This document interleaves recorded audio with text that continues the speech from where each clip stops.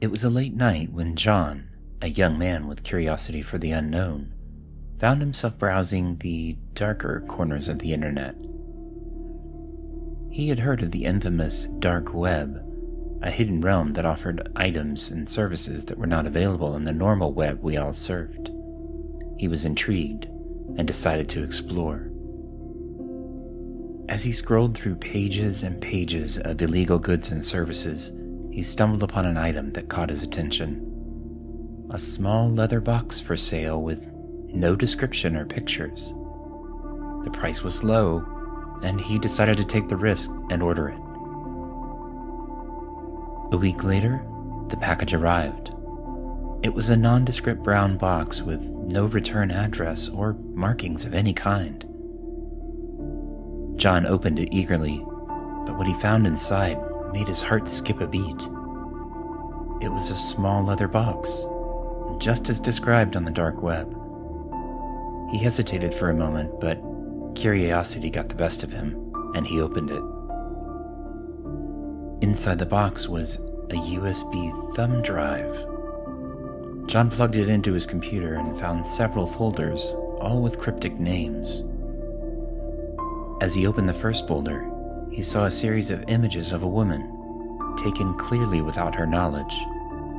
The pictures were blurry, but it was clear that she was going on about her daily life, unaware that she was being watched. John felt a sense of unease, but his curiosity kept him going. He clicked on the next folder, and the pictures were clearer this time. The woman was in her bedroom, changing clothes. John felt a sense of guilt for looking at something so private, but he couldn't stop himself from clicking on the next folder.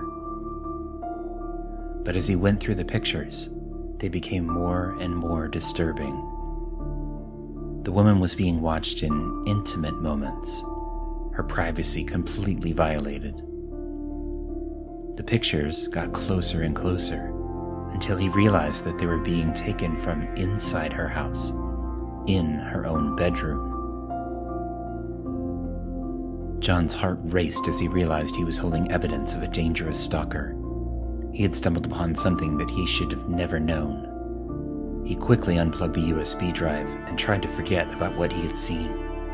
But he couldn't. The images haunted him, and he couldn't shake the feeling that he too was being watched. Days turned into weeks, and John became more and more paranoid. He would wake up in the middle of the night, convinced he could hear someone breathing outside of his window. He would constantly check over his shoulder, sure that someone was following him. One night, as he was returning home from work, he saw something that confirmed his worst fears. A shadowy figure was standing across the street, watching him. John ran, his heart pounding in his chest, and he didn't stop until he was safely inside of his apartment. But that was the last time anyone saw John alive. The police found him the next day, his body mutilated beyond recognition. The only clue was a small leather box lying on the floor next to him in a pool of his own blood, a USB thumb drive inside, and a note with "They're watching" written in large block letters next to it on the floor. When the news of John's death came out, it shocked the small town that he lived in. People whispered about his strange behavior in the days leading up to his death, but nobody could have guessed what was really happening to him. The police had little to go on. There were no signs of forced entry, and nothing seemed to be missing from his apartment. The detectives on the case were stumped. Who could have wanted John dead, and why? As the investigation dragged on, the town began to feel like a pressure cooker. Fear and paranoia were spreading. The people were locking their doors and windows at night. Nobody knew who or what was responsible for John's death, and the fear of the unknown was overwhelming. It wasn't until months later that the police received a lead.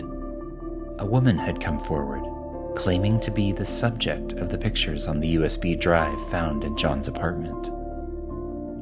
Her name was Rachel, and she was a local waitress who had never met John.